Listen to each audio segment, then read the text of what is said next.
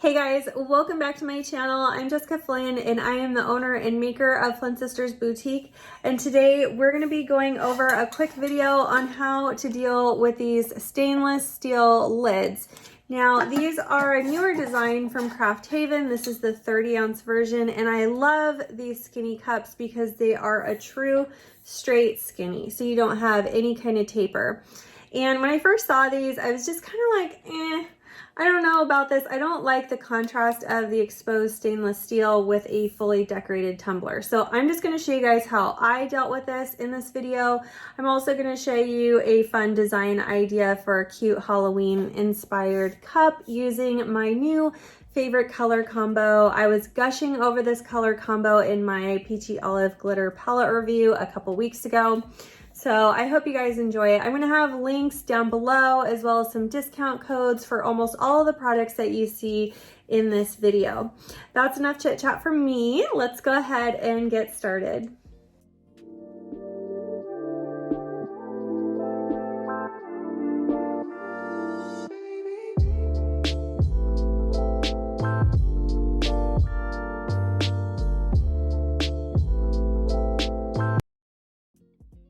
All right, so first I just want to show you guys what this looks like all put together. So this is the cup right here. It's a totally straight 20-ounce cup. I'm going to unscrew the lid and take the straw out. And you'll notice on the lid here, it's got the metal on the outside and the plastic on the inside.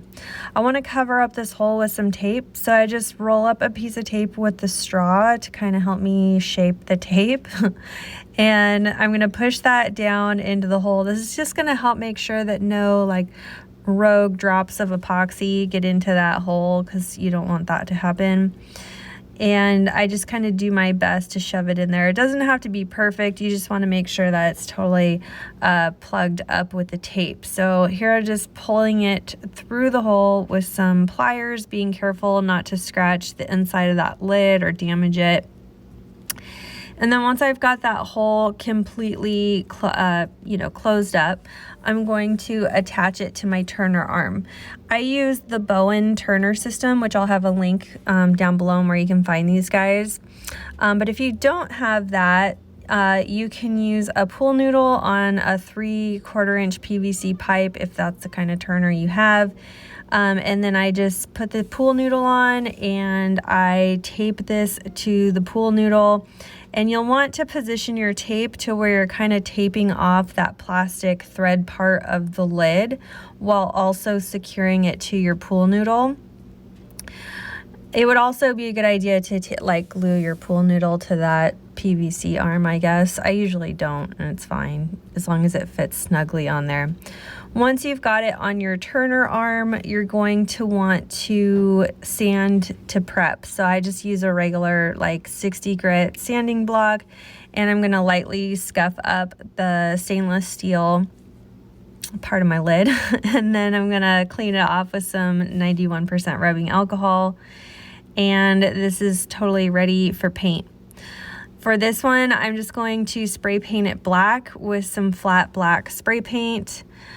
This has a primer built in, so I didn't need to prime spray it first. And then you're going to want to let that dry completely. While that's drying, I'm going to apply glitter to my cup, which I've already spray painted a rose gold and a flat black. I've showed you guys this a few times in videos, so I'm not going to go too deep into how I base paint my cups. And I'm going to apply my glitter using epoxy method, so using less than 1 milliliter of epoxy. I am just going to nicely spread this all over my cup, super thin. If you guys find you're getting a lot of lines in your glitter when you're using epoxy method, try heating your cup up first. You can use a small space heater or a blow dryer and just get your cup warm, and that's going to help your epoxy spread onto your cup super easily. It's going to spread on like butter, and it's going to smooth out any kind of lines that might be left in your epoxy. You also want to make sure that you really are truly using less than 1 milliliter of epoxy. And then I'm going to start applying my glitter. Now, anytime I'm doing an ombre, I'm going to start with my most dominant color first. And by dominant color, I mean the darkest or the largest cut and or both. In this case, I'm using black in like a orange metallic, I guess. So I'm going to start with the black because in my opinion this is the most dominant color out of the two that we'll be using. I start by angling my cup up at about a 45-degree angle, and I'm just going to lightly tap my glitter, aiming for the corner bottom of my cup. And I'm just going to kind of let the glitter fall where it may. And we're not going for full coverage yet. We're just going to kind of put out the roadmap on where we want our colors to be and where the fade will start and stop. For this top color, I am doing the same. I'm doing a pretty steep angle though this time, way more than 45 degrees. We're gonna be almost at like a 80-degree angle, I think. I don't know, I'm really bad at math. But it's like a really steep angle, and you're just gonna tap your glitter on, aiming for like that top rim, and you're just going to let the glitter fall down where it may. Again, you guys, I've covered glitter ombre techniques in a lot of my videos before. I will link some of those down below if you want to go more into depth on how I do that. And once I've got a light coat of that copper and the black and the fade is kind of looking good, we're going to go in with a finer cut to help blend our colors. In this case, I'm using a brown. This is like a deep espresso brown called French Press. This is from Peachy Olive Glitters, of course. And I am just putting my cup at a steep angle, and I am lightly tapping in this brown color. You can see how it just kind of pulls that copper color beautifully into the black, and I absolutely love it. Since I've got a good fade established between all my colors, I'm going to go through again and just really let it rip. This is where we start to get our full coverage. Make sure that you didn't miss any spots. And here I am going through with the copper, and then I'll go back in with that black. Again, we're just really letting it rip over the whole cup. You want to make sure that you get every single spot and you don't have any bare places on your cup where you miss some glitter. So once that is all done and we're happy with the look, we're going to let this sit on the rack to dry. I'm not going to put it on my turner. And I'm going to let this dry for 2 to 3 hours, and then we'll go into our first coats of epoxy. For this ombre, I did not seal it because I didn't really mind if my glitter moved around a bit. I just tapped off the excess and it was good to go. For our lid, we're going to be applying a very thin coat of epoxy. So we already painted it. I let that black spray paint dry for a good couple hours. It needs to be completely bone dry. And then I'm going to go in with less than 3 milliliters of epoxy. And we're just going to do a really fine coat. Notice I have not moved my tape from when I spray painted it. I just left that same tape. So the plastic on the threaded part of the lid is still protected. The tape and the hole is still there. And we're just going to apply a light coat of epoxy with our fingers. Gloved finger, of course. And then once I've got that smooth light coat of epoxy on there, I'm going to put this on my turner to dry. And we're going to let that turn for about at least 4 to 6 hours. And if it needs a second coat at that point, if there's some kind of rough or bumpy spots, you could put a second coat on. But that was all I did for this. Now, if you wanted to do glitter on here instead of just paint and epoxy, you definitely could. You would follow the same steps. I just thought that would be a lot of hassle just to decorate a lid. It would probably be super cute. I don't have time for that. I did come back and remove my tape from that center hole right after I applied my epoxy. Because we have such a thin coat, you're not going to get anything traveling down into that hole, but you also don't want to leave that tape on there to cure with the lid because it'll be hard to get it out. Next, I'm going to apply my first coat of epoxy to my cup. Anytime I'm epoxying like a ombre or something, I try to epoxy one color section at a time so I'm not dragging the colors across the whole cup. So I'll start with like, you know, my lightest color section first, and then move into my darkest section, and then kind of like, you know, spread the epoxy in between.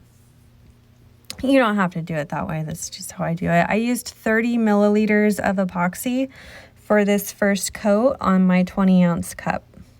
All right, so I came back after 45 minutes to remove the tape around the threaded part of my lid, just so it wouldn't cure with my epoxy and get stuck on there. If your lid doesn't fit securely to your turner arm like mine does, you'll want to reposition a new piece of tape a little further down just to make sure the lid doesn't fall off the cup. And then I put it back on the turner to continue to dry. Mine took 8 to 12 hours to fully dry. Okay, and then for my cup, I let that first layer of epoxy dry for 4 to 6 hours. I came back and put a second coat on, and I let that dry for 8 to 12 hours. And I did the necessary sanding that I needed to do to get it smooth enough for a decal. For the decal, I'm using this cute little image that I printed on some Cricut printable vinyl. I will link this image down below in the description box. I found it on Etsy, and I just used the print and cut feature on my Cricut to print and cut this. I will link a video down below on how to use the print and cut feature with the Cricut printable vinyl for your cups. Super simple and easy to do. And once this was on there, I just went straight into a final layer of epoxy. Please don't come after me for printing one image on that whole sheet of vinyl. I was in a hurry and didn't have time to plan out a whole sheet of images.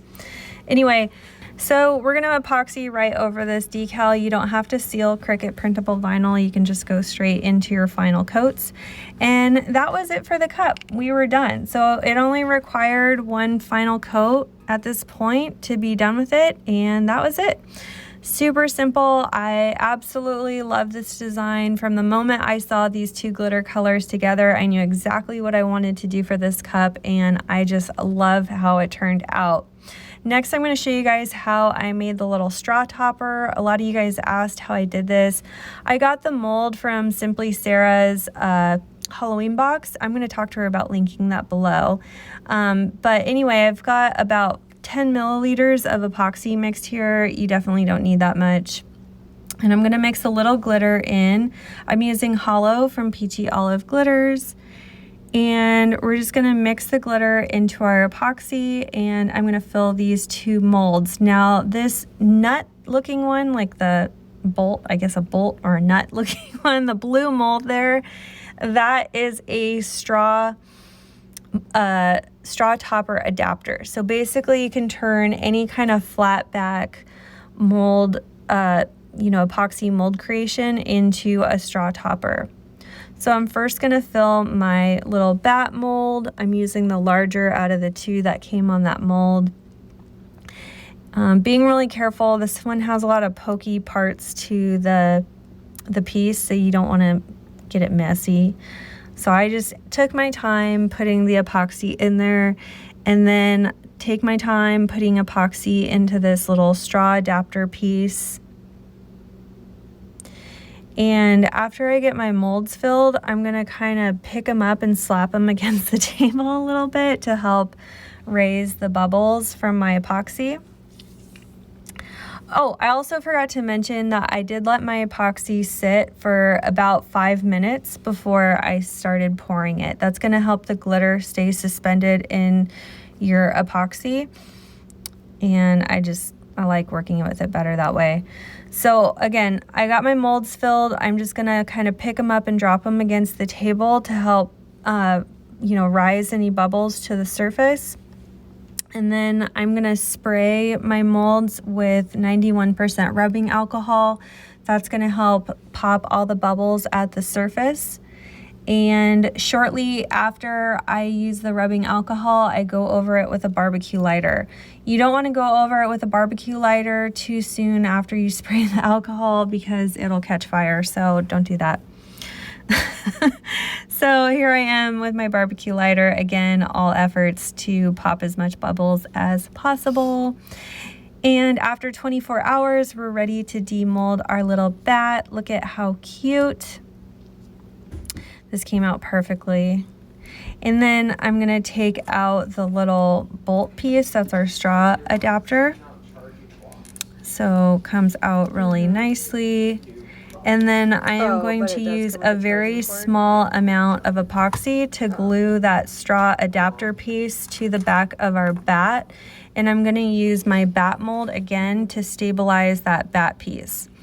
You could use UV resin to do this. You can use like E6000 glue. You could use fast setting epoxy. I'm just using regular epoxy that I had left over from doing some work. So that'll take a little bit longer to cure than those other options that I had mentioned, but that's just how I did it. So I just took a very small amount of regular mixed epoxy here while the bat was in the mold to help stabilize it and keep it flat. And we're just gonna take our little straw topper adapter piece and we're gonna use the flat side and just adhere that to the back of that little bat. And I'm gonna let that sit for, you know, a day, or you can let it sit overnight. When we come back, everything is adhered perfectly to each other. They're not going anywhere, and they're ready to be used as a cute little straw topper for our Halloween themed cup. So that's it for our tutorial. I hope you guys love this video. I am so obsessed with this design. I thought it was so cute for Halloween. I love this vintage look. Let me know what you guys think in the comments. Thank you so much for watching my video, and we will see you again on Wednesday.